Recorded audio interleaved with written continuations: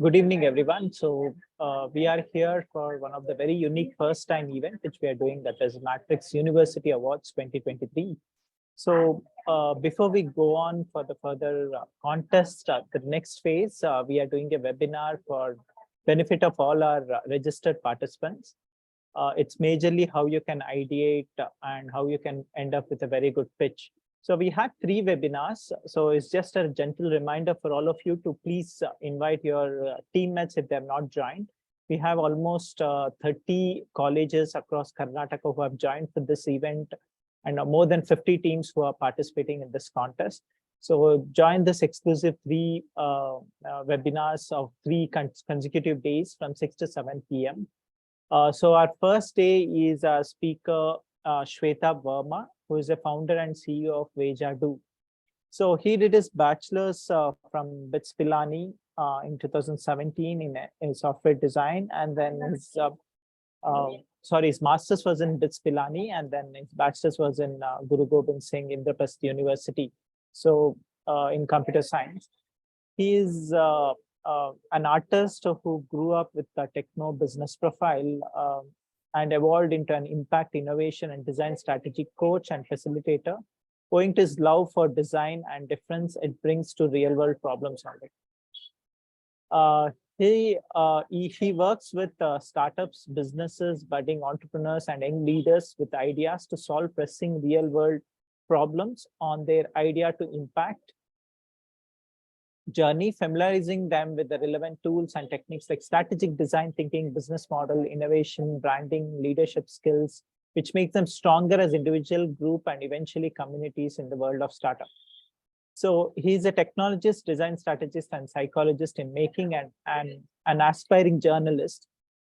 He's known for his co-creating and working at intersections of multiple disciplines and innovators from diverse backgrounds, and makes him feel more powerful and gets the best out of him.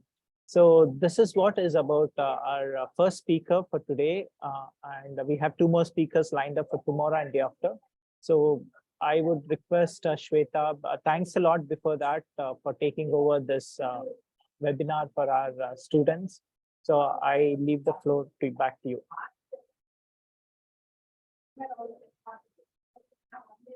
Can you share the screen, Shwethabh? Thanks, Abhishek. Yeah, it's coming up. I will be sharing my screen. Sorry, I think there's some issue with my camera. Give me 1 second. I'll get it fixed, and then I'll. Sure. And then we'll start. Yeah. Meanwhile, students, please talk to your teammates and tell them to join for this unique session for the benefit of you guys to join, so that you can do better in your competition, upcoming competition. Yeah, and this is slightly discouraging and disappointing to see the low numbers, because we were expecting quite a few people. So I would request everyone, if you have your team members who you think can join, please let them know, because this isn't something that we are probably going to ever do again, at least in the context of the competition that we are talking about. So I hope I'm audible. One of the things that I would definitely want is to know each and every one of you, which might not be possible. So with the given time that we have. So what I'm going to do, I'm going to share my screen. I think Abhishek has already done a great job introducing me. And thanks, Abhishek, for the amazing introduction. What I'm going to do now is going to share my screen. You already know a little bit about me, but this might help us get connected. So Abhishek, let me know if you can see my screen. Yeah, it's coming up, and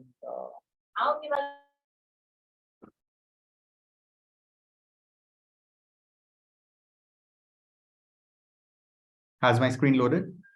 It's still loading.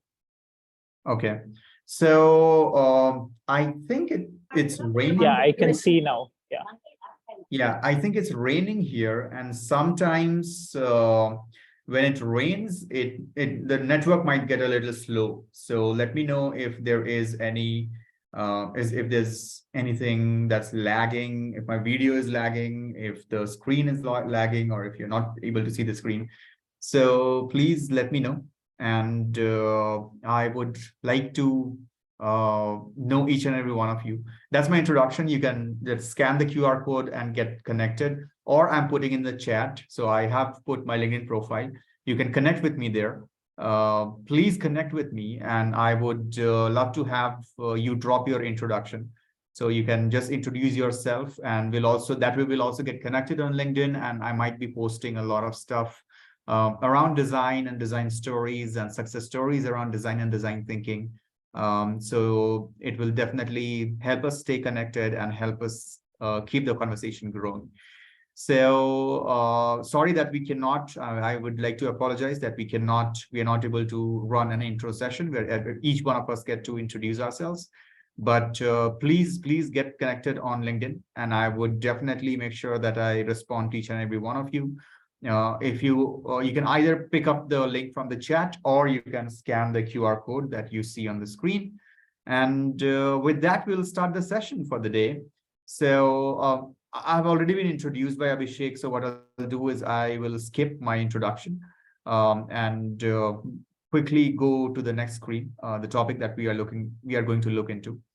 So we are going to be talking about design and design thinking, which is one of the most interesting topics that I love talking about and having discussions around, and hosting workshops and discussions and conversations around this.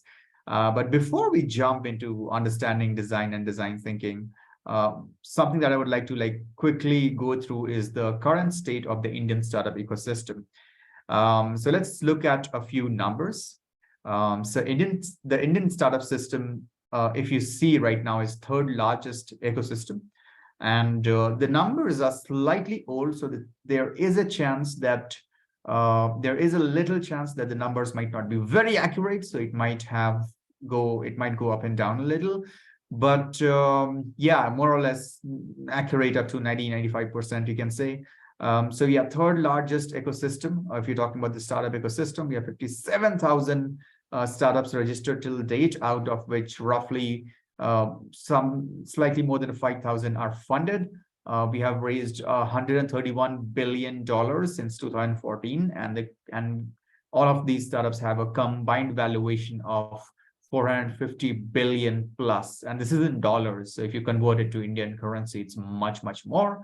We have 105 unicorn startups, and this is definitely something I'm sure you guys already know if you are interested in being a part of the ecosystem. But I just want to quickly take a look at the numbers before we kind of go forward, because we'll try to see why design and why design thinking. Why is it important? And it's very important to try to attempt to understand why is it important. So let's talk about the number one reasons why startups fail. So what do you think is the number one reason why startups fail? Can you guys start putting it in the chat? Whatever do you think is the answer? Can you start putting it in the chat? Why do you think startups fail?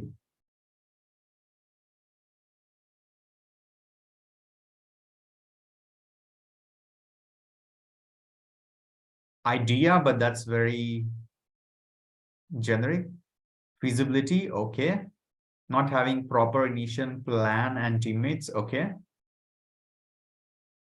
Product is a solution looking for a problem, okay. Not marketing much, team dynamics, okay. What else? Poor product market fit, okay. Lack of innovation and not able to cope up with new trends, okay. What else? What about the rest? I think they are like improper knowledge, okay. I think there are 30 plus people and we are just getting like 10 responses. Entrepreneurship, okay. Like, I don't understand that, but okay. Why do startups fail? I don't know how entrepreneurship is an answer to why startups fail, but yeah, what else? What are the other reasons that we can think of?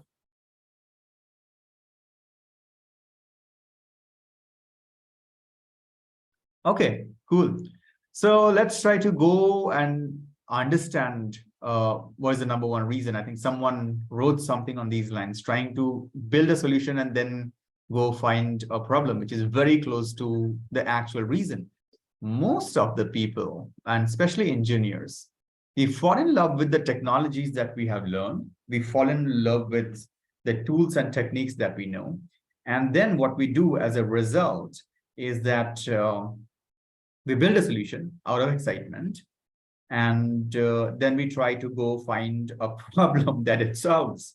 And there are so many people who do that, and it's so unfortunate that we are never taught how to kind of deal with this kind of a problem. So what I would kind of try to do in the session is, one is helping you understand how to get to the right problem and the importance of getting to the right problem, and also try to understand the different ways of solving, the different ways of building a solution, right? What are the best practices of building a solution? So let's get to the, I think someone said visibility, but let's get to the, what we call the Venn diagram, or the overlap of these three aspects that we get to see whenever you see a very interesting innovation. So, and then I'll slowly, very briefly describe these. So feasibility. Feasibility is basically, we are talking about technical feasibility, right? So you may think of an idea which is amazing, but technically not feasible. So think of an idea like teleportation, amazing, but given the technology that we have available, it's probably not technically possible to teleport someone, right? So you can come up with the idea that there's a box and someone goes into the box and then comes out. Someone goes into the box in India and comes out in the USA in some city. And you can go ahead with those kind of examples and ideas, but then since they are not feasible, that they will never materialize. Then we talk about that we have viability and desirability. Viability is the business aspect of, and you'll know more about the viability in tomorrow's session when Murli talks about business models, because when we work on business models, you're basically working on the viability of the business. So we try to understand how viable is the business, how economical is the business. Is it a profit-making business? Is it going to make a lot of profit?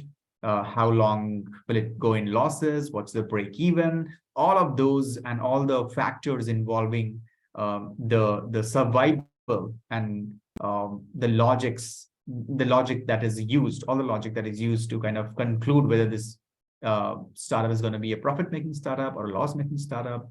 How long does it take to reach break even? All of those discussions happen in the viability space. And then we have desirability. So desirability is basically the human aspect, and which we are going to be talking about. So usually what engineers do is they start with feasibility, because you're engineers and you know that this is something that you can build, right? Because you know the tools and you know the techniques and you know how to build something. So it's really easy for you to kind of crack the feasibility part. Where engineers typically fail is viability and desirability. So first you do the feasibility part, then you then you start trying to figure out the business aspect of things, and then you work on desirability when you hit the market. And that's when you realize, oh, maybe I designed something that was not needed in the first place, right? So those are the three aspects, and we are going to be talking about desirability. So design thinking takes care of the desirability aspect. And then again, it's not like I'm not emotional about this. Whatever I'm saying, whatever I'm telling and whatever I'm talking in the context of significance of design thinking, it's definitely very, I would say, authentic, because it's not something that I'm saying because I'm super excited about it and I love the process. But if you look at the business value of design report by McKinsey, it says that there's 2x growth of companies with top quartile McKinsey design index scores versus industry benchmark. So if I'm literally reading this off the screen, the design's impact on business can no longer be questioned. So it's not a question anymore that, okay, does design work? Does my company need designers? Do we need to think like designers? Those questions are gone. And companies that excel at design, they grow in revenues and shareholder returns at nearly twice the rate of the industry peers. And when it says industry peers, it's kind of talking about the average of other players in the industry. So I would encourage you to go and go find this particular report and read more about it. But let me quickly tell you a little more about what is design, and we'll quickly go through a video. So I'll just stop sharing because I think I did not share my audio in the first go. So I'll just stop share and reshare. So this will go away and then I'll reshare again because I need to show you a video and I did not share my sound. So here, can you guys see my screen again?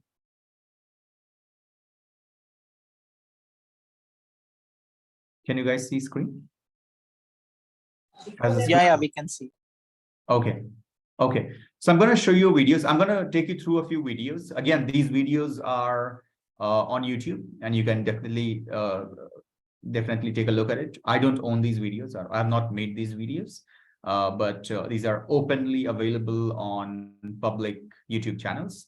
So I'm just sharing what is design. So if you search what is design on YouTube, the first video you probably get is going to be this one. When people think of design, they often think an elegant chair, a well-turned logo, dramatic architecture. But that isn't all that design is. Design is more. It's more than the drapes or the drop shadows, more than a beautiful UI or a rad concept car. Design is more than aesthetics, much more. Design is fundamental. It's the predilection to investigate and understand.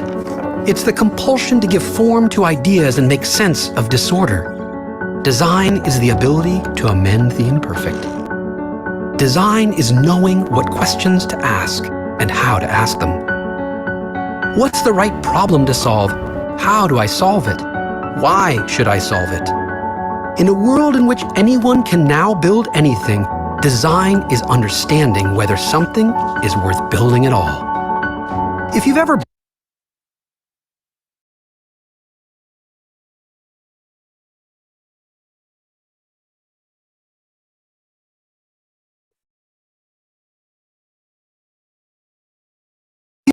built, tested, shipped, debugged, rebuilt, or reshipped anything, then you're a designer. And there has never been a better moment in history to be a designer. Now is your time to solve real and important problems, to start great and enduring companies, to use curiosity, creativity, and craft to elevate lives. Because design, at its core, is optimistic. It's the call to change what is into what ought to be. It is the attempt to make heart and mind into tools of mass construction, to build a better, wiser, more just, more beautiful world. Design is your gift and your responsibility. Design is the way.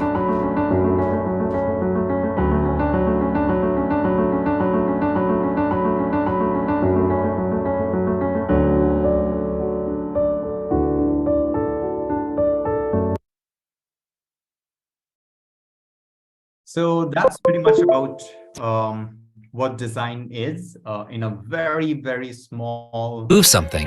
We had to carry it. Okay, am I audible, guys? Am I audible? Yes, sir, you're audible. Okay. Yeah, so basically, design has a very broad meaning and it takes a while to understand. But I'll quickly show you another video of what design thinking is. When we say design, we probably only think of visual design where someone is designing something, but we definitely have to kind of be a little more open and try to understand design in a much bigger context. So I'm going to be showing you another video of what design thinking is, and then we'll kind of go into very quickly get into um, an example where we look at some problems. We will look at how design has solved those problems. And then we'll also look at the solution aspect of things. Okay. So it's very important to frame the problem right. And I hope you will get that in this particular video.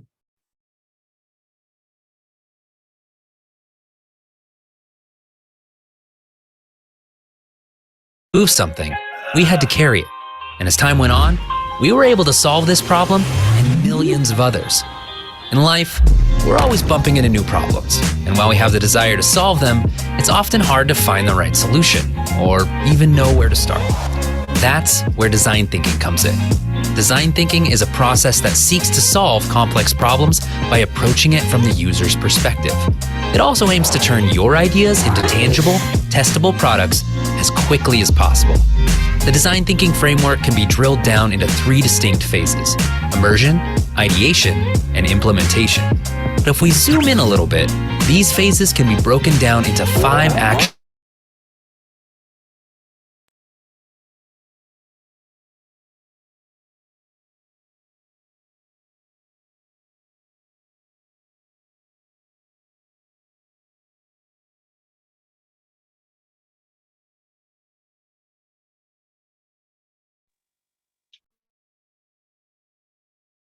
Like talking and understanding how they think, act, and feel.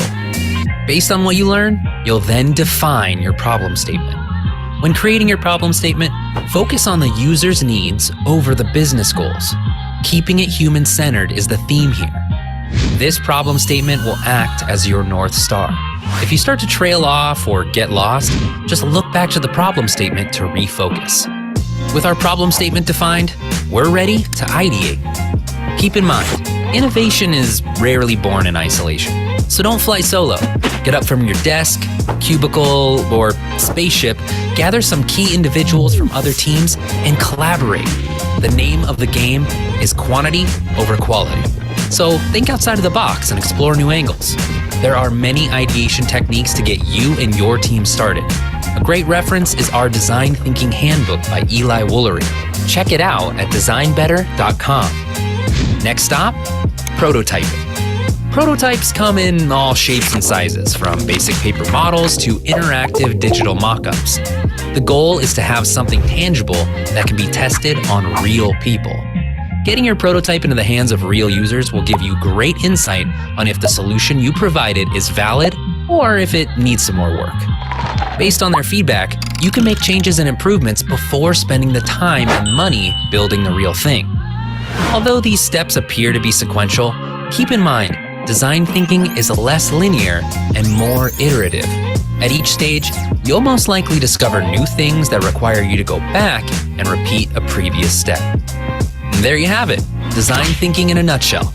Now get out there and start applying design thinking to your work today. You'll be glad you did. Okay. So we are already like halfway through, and we are almost in, I would say, we are almost at 6:30 and we have 30 minutes. So I'm going to skip a few slides, and then I'm going to come back and show you an example, and we'll have a discussion around a particular problem. And then we'll quickly look at a few problems. Ideally, it takes like 3 days to really get a hang of the process. But we are trying to do this in 1 hour, and we are still adjusting with time. So I'll quickly jump, but half of the process, I'll try to kind of quickly jump a few slides and show you a particular process, which is something that I like the most. But each one of these is by a certain company. You can take a look at them later on. But each one of these is by a certain company. There are different companies who have their processes, and all of this is available online. You can just go and do design thinking process, and then all of these will come. This again is, and I just want to mention that again, these are not something that I have designed, but they are right off the internet. You can just go and Google search design thinking process, and you'll see so many of them, and that will also point you to the right source of the companies and the people who design them. So this is an amazing one that I kind of love because of the amount of details that it has. So you see there are two diamonds. This is called a double diamond method. This is the first one. This is the second one. First one, we spend all the time trying to figure out what the problem is before you even start thinking to solve something. And second is when you start thinking about the solution once you have the problem, like we saw in the process, right? You first get to the root of the problem. You first get the problem right, and then you get to the solution, right? That's the logic. Like if you understand that, that is the logic, and you have correct design thinking, right? And the rest of it is just practice. The more you practice the process, the more you learn more, the better you get with it, the more you learn about it. You learn how to use it right. You learn how to not use it. You learn the limitations of the process. Everything, the more and more you do it. And I wish there was enough time to run a workshop, but unfortunately there isn't. So I'm gonna skip a few slides and then quickly jump to an example of that we are gonna be discussing. So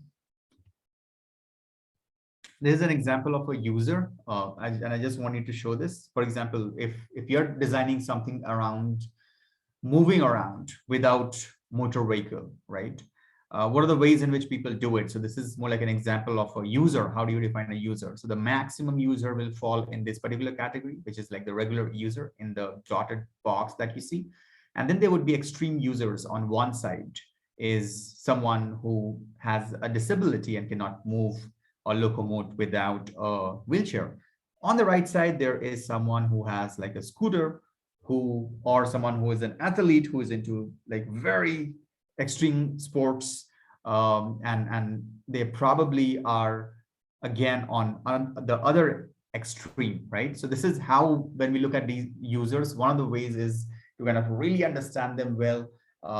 I wish we had more time to kind of dig deeper and take examples and go deep into each one of these, but unfortunately there isn't. So what I'm going to be doing is I'm going to kind of quickly again jump a few slides and then show you something. So what do you see on the screen right now? Can you just tell me what this is? Can you just tell me in the chat if you understand what this is?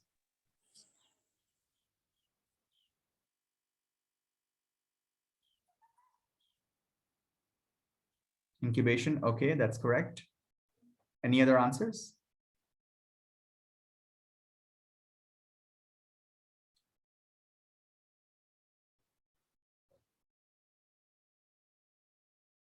Okay, so we have got the right answer. It is an incubator.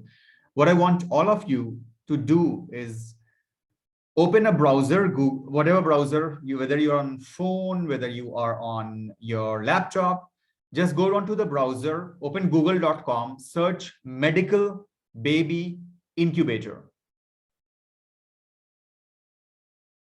3 words, medical baby incubator. Do a Google search and look at first few images.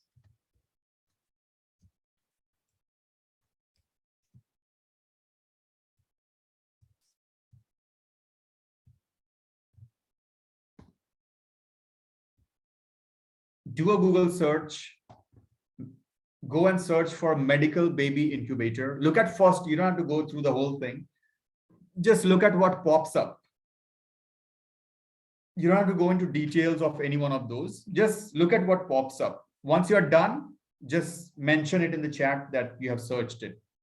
Just say done.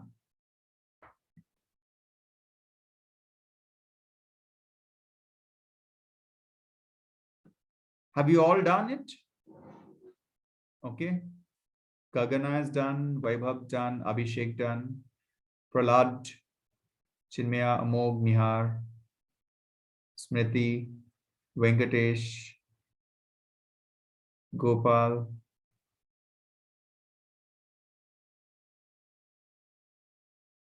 Okay, most of you have done it. So what you see is a medical baby incubator. Now, come back to this particular screen and like, let's have this conversation. If you as an engineer have been given a task and have been told that there are incubators are available in the hospital, but babies are still dying, what would you do as an engineer?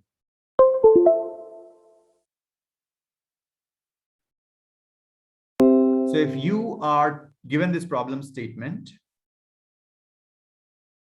that incubators are available in the hospital, but the babies are still dying,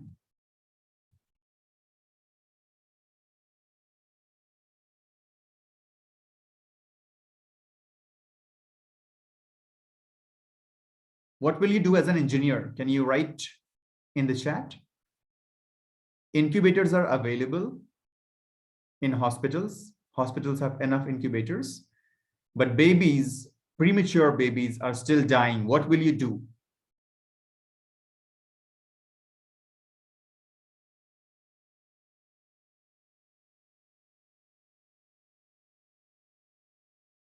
Okay, thanks, Amo.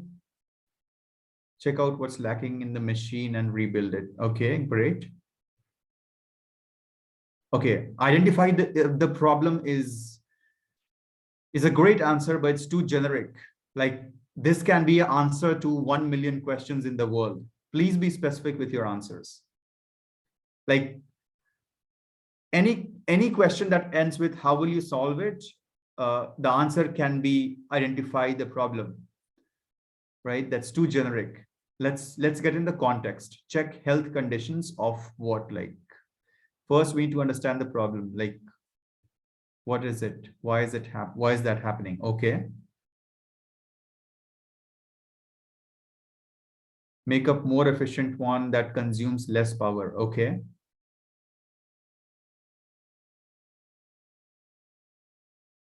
What else?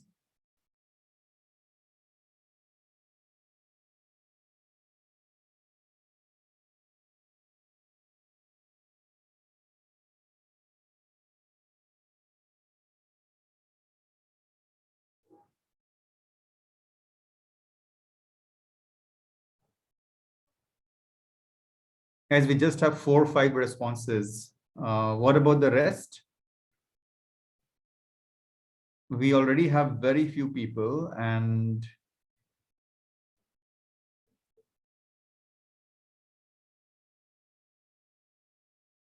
okay, we are getting few more responses. Check if the problem is occurring across all incubators. Okay, great point.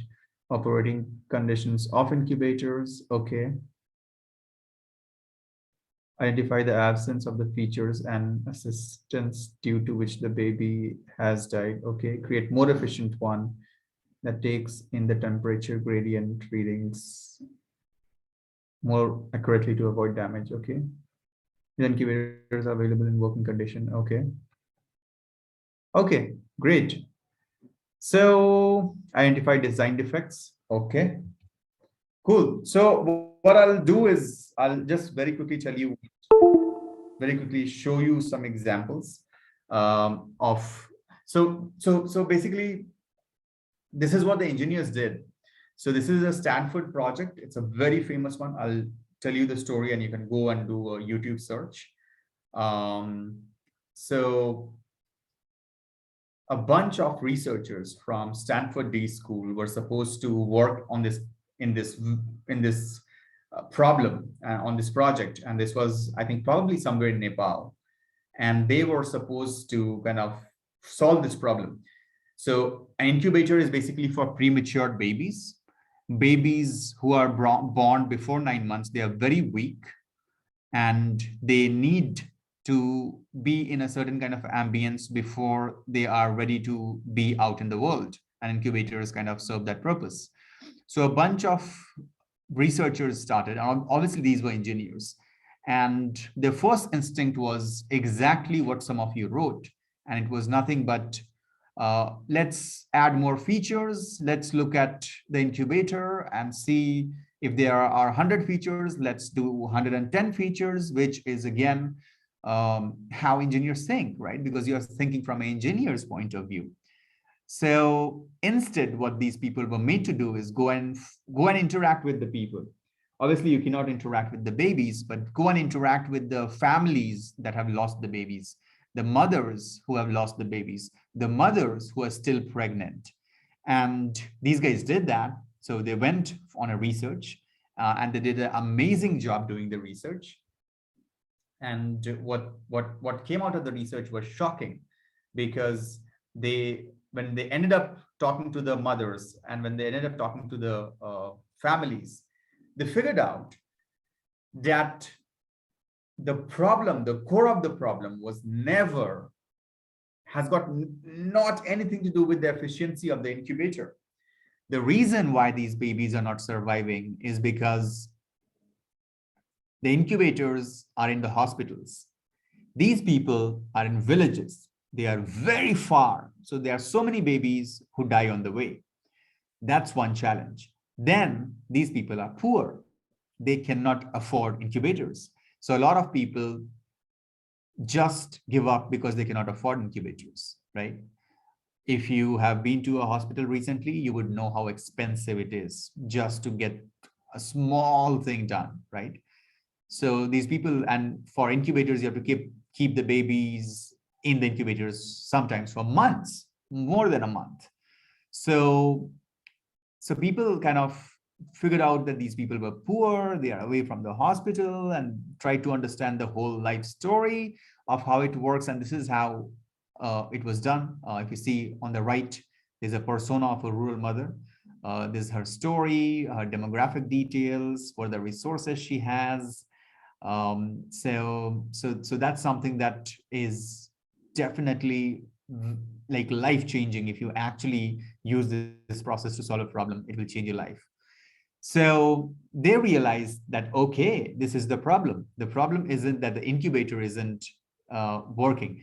And one of the biggest reasons why babies die is something that they were able to figure out from the hospital, that the babies need to be at a certain temperature.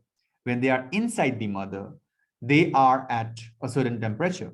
When they come out in the world, they don't get that temperature. Now, in order to maintain that temperature, we need an incubator or an ambience that kind of keeps them at a particular temperature. So putting all of these together, they went ahead and designed something that no one would have imagined at the beginning of solving the problem, even the people who were solving it. Like if you ever meet them or if you kind of see their interviews, they were shocked at the realization of what the real problem was and what the solution could or should be. So they went through multiple iterations, multiple types of testing. What could an incubator be like? And if you see, this is the whole process of embrace, right? You see a dummy baby there. They're trying to figure out the size of the baby. And then you see the mothers, they're working with the women. There's a lot of research and insight curation that happens. And this is what they designed. The project is called Embrace, and this is what they designed. This is just a pouch where you can keep the baby, and it keeps the baby at a certain temperature. And it is something that you can that can work without electricity. You probably have to charge it or replace there's a sheet that keeps it warm inside. So you can replace it and you can keep it charged. So the problem of not having enough electricity in the village is solved. So if you look at this, and then there are definitely amazing stories of what a success this was. And I would strongly encourage everyone to go on the internet, go on YouTube right now and search Design Thinking Embrace Stanford case study. And take a look at a few videos after we are done with this problem. After we are done with this session, and see how they got to the problem and they realized the significance of getting to the problem, right? Because if they would have solved without interacting with the users, they would have built a more powerful incubator, a more efficient incubator, but it would still not solve the problem, because the problem is not a technical. The problem is not lack of features. The problem is human. the problem is very tightly bound to the culture of people who are living there, to the culture of people, to the daily lives of people for whom they're solving. So there are empathy tools and techniques that you have seen. So there are empathy maps. This is one example of an empathy map. You'll find it again on the internet. This is by NN Group. And then these are a few examples of how you capture data. So when you kind of, when you're running a particular set of events, interviews, how do you capture them? So you can do a little search on empathy map. And coming back to Double Diamond, it's an amazing process. Take a look at this as well. Try to understand how Double Diamond works, and then take a look at. Let's take a very quick look at the companies who have embraced design in their company culture. So these are the companies who have kind of put design as a priority, and you would see them kind of excelling and doing amazing as compared to their competitors. We will get into prototypes sneak peek, where we'll try to take a look at a few prototypes. But before that, I want to open the stage for any questions that you have. You can put it in the chat, and I will also give you a structure. So whenever you are defining a problem, I'll put it in the I'll put it in the chat. These are the three things that you have to do. You have to define the user. You have to define, if you're taking notes, please make notes right now. You have to define the user. Who is the user? Then critical pain points. Then insights, right? And from the example that we saw, I put it in the chat. Please keep a copy, because whenever you are designing a problem statement, it should have these three things. So who's your user? What is the pain point? And what are the insights, right? Who's the user here? The mothers or the families of the babies who are born premature, right? What are the critical pain points? They are not able to take care of the baby. The babies might die, which brings them a lot of sorrow and agony. Not being able to kind of afford. Those are kind of the pain points. Them not being able to kind of save their baby's life. Insights are very important. Like insights are information that you kind of extract or discover while interacting. Like they are very far from and this can be direct. This can be directly received from them, where they tell you the problem, or you kind of observe, right? Maybe these people realize the distance while traveling from the hospital to the village, that this is so far, right? So the distance from the hospital to village is a very good insight. The fact that these people cannot afford the hospital is a very good insight. The fact that the village does not have electricity, there's only 3 or 4 hours of electricity, is again an insight, right? So those are key insights. So make sure whenever you're solving a problem, before you start solving, you have a very clear definition of the user, very clearly listed pain points, which you can prioritize based on which is the most critical one and which is the least critical one. And then use the insights. The insights are very important because they tell you the kind of solution to come up with. So if a rich person, ultra rich person is facing a problem versus a incredibly poor person facing the same problem, what you design for them is very different because of that one insight, that one of them is rich and one of them is not. So now when we are solving a problem, we are talking about prototyping. We have to, like, we can go and search prototyping techniques, and there are so many prototyping techniques that are available on the internet. But one of the things that you should understand is psychology, right? Try to read the behavior of people, right?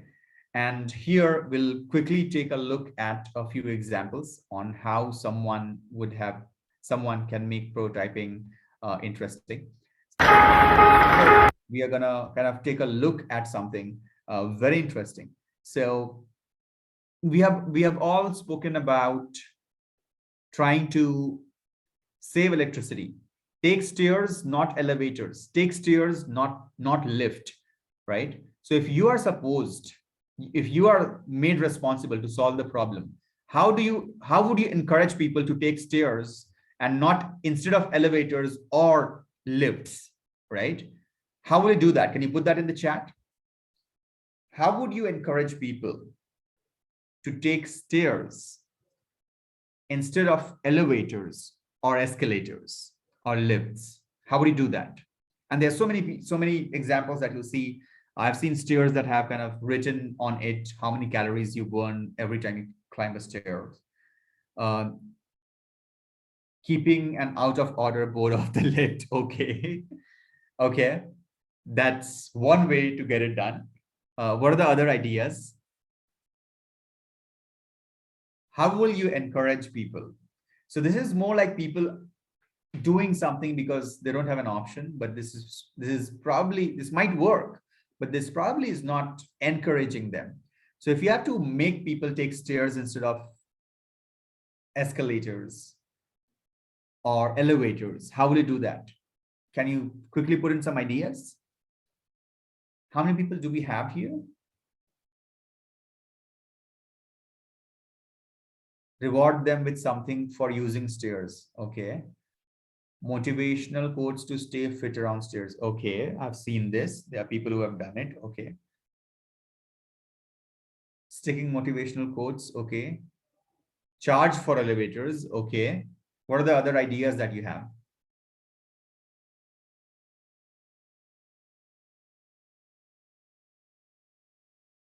How will you make people take stairs?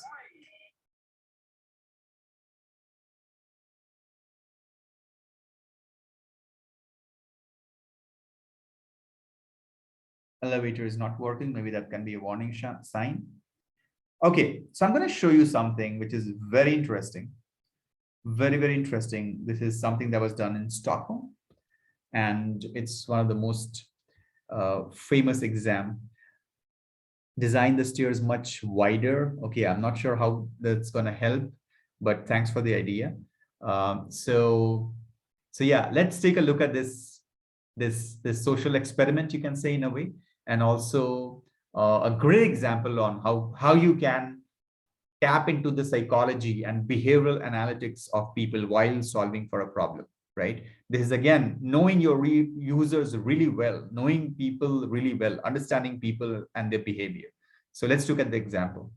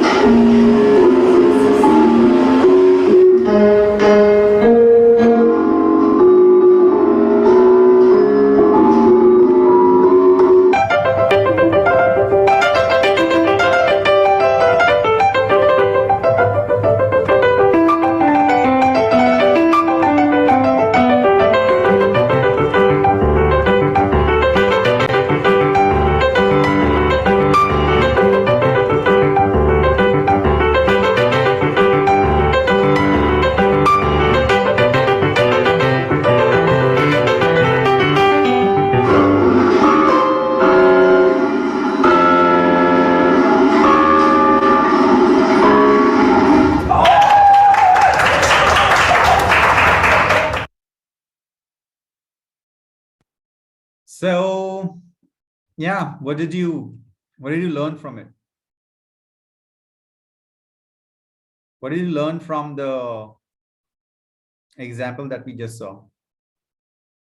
Thinking out of the box. Okay, great. Correct. Having innovation in our ideas. Yes.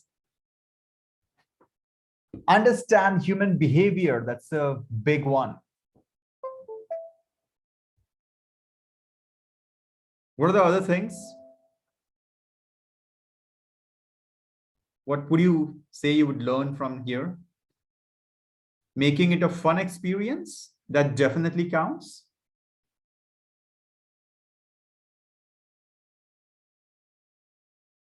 Right? So make sure you are taking care of thinking out of the box, think out of the box. I'm just writing these.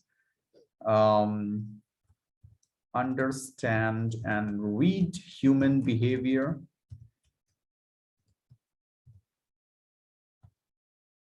Tap into the psychology. Make solution fun. So these are a few things that you can keep in mind. And obviously there are many prototyping techniques that you can use, but these are a few things that you can keep in mind while you're designing for a problem, while you're designing a solution for the problem. So I think we are very close to closing the session. I just wanted to kind of open it up for any questions. I know this was very short and we probably, even I'm not happy. I wish we had more time. I'm sure many of you wish we had more time here. So if you have any questions, please put in the questions in the chat and we'll try to take it. And one of the things that I'd like to tell you, a suggestion from me would be never start solving before you have defined the problem. Never start solving a problem before you have defined the problem. And when I say define the problem, what I mean is before you have defined the users, before you have identified all the needs, including critical needs, and before you have understood or captured all the significant insights around those, right? Significant insights around the user and the critical pain points. Very important. That will definitely help you, what I could call is solving for an amazing problem. And like building an amazing solution. So with that, I think we are very close to closing the session. Unless you have any questions. If you have any questions, please feel free to kind of share it with me, and yeah, here's again, I am just putting in my contacts. If you want to stay in touch, if you don't have a question right now, you think you'll have a question later on, please feel free to connect with me on LinkedIn and send me your questions on LinkedIn. I'll be happy to share more resources over LinkedIn. So please feel free to get in touch. Don't shy away. Don't hesitate in asking any questions. I'm just putting in my LinkedIn account again. So you can either scan the code or you can just click the link in the chat and let's stay connected. Please, I would love to see more and more startups coming out and young people driving it. So I would request you, please keep me posted if you are working on a startup idea. I would love to see where you are going. And in case you think there's a point where I can help, please feel free to let me know and I'll be happy to come on board and help you. Thank you guys. Thanks a lot for listening. It is said that listening definitely needs more energy than talking. So thanks a lot for being here. And I would take leave now. I think there's a question about the staircase design. Won't it be difficult to maintain it in the long run? Would it be a major drawback eventually? Great question. But again, this is an example of how problems can be solved, how you can encourage. Of course, the cost of having those stairs will definitely be way more than the cost of the regular stairs, and it will need maintenance. But then there are various aspects of solutions. For example, this is in Stockholm. Like, let's compare the per capita income and GDP and PPP of Stockholm as a country as compared to many others. And you'll see that, yeah, maybe we can do it in Stockholm, but not in other places, right? So that might be a realization. So yes, when you're designing a solution, it's very strongly tied to the context and the culture and various environmental parameters. But yeah, it might work. Also, there's also a question that I get very often, which I didn't get right now, is that how long will it be exciting? When something comes, it's exciting for some time. and then it fades out, right? After a while, people don't find it exciting anymore. So that might also happen in the staircase example, but then it's just a case study, and innovation is an ever evolving process. So yes, people might get bored, and then you'll have to think of a new idea. There's no point, there's no compulsion of living with that one idea forever. So yeah, how can we transform invention to innovation? I do not understand this, Ratankar, but innovation is always at the intersection of three things: desirability, feasibility, and viability. So see if your innovations, if you're taking care of those three factors in the innovation journey in when you're innovating. So invention can be in a closed room, but how does it become an innovation?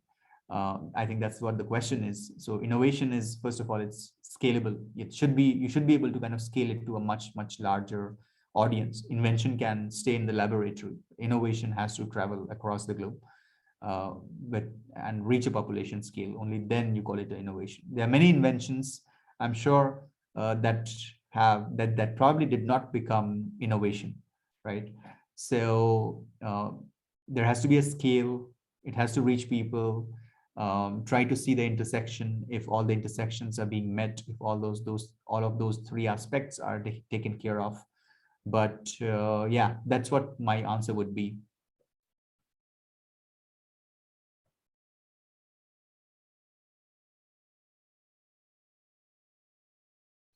So if we are good, in that case, we are good to close. I'm good to go. I also have another something to take care of. I have to drop off now. So thanks a lot for listening, guys, and thanks a lot for coming. I really hope you guys are able to build amazing stuff. I'll try to be a part of the next event. I'm not sure yet of the dates, but hopefully I'll see some of you there. Yeah, thanks a lot, Shwethabh. It was a wonderful session, and most importantly, you made it more interactive rather than one side. I know online sessions are a little more difficult, but you have proven that it can be easier by making it more interactive. So having said this, thanks again, Shwethabh, from TIE Bangalore, Matrix Forum, KDM, and VTU. So we will meet again, students, tomorrow at the same time, 6 p.m. Please join 5 minutes before so that we can start on time. Tomorrow, the session will be my mood leader. He's also amazing entrepreneur who is into education world. He'll be talking about business model development. So we'll meet tomorrow around the same time. Thank you all. Bye.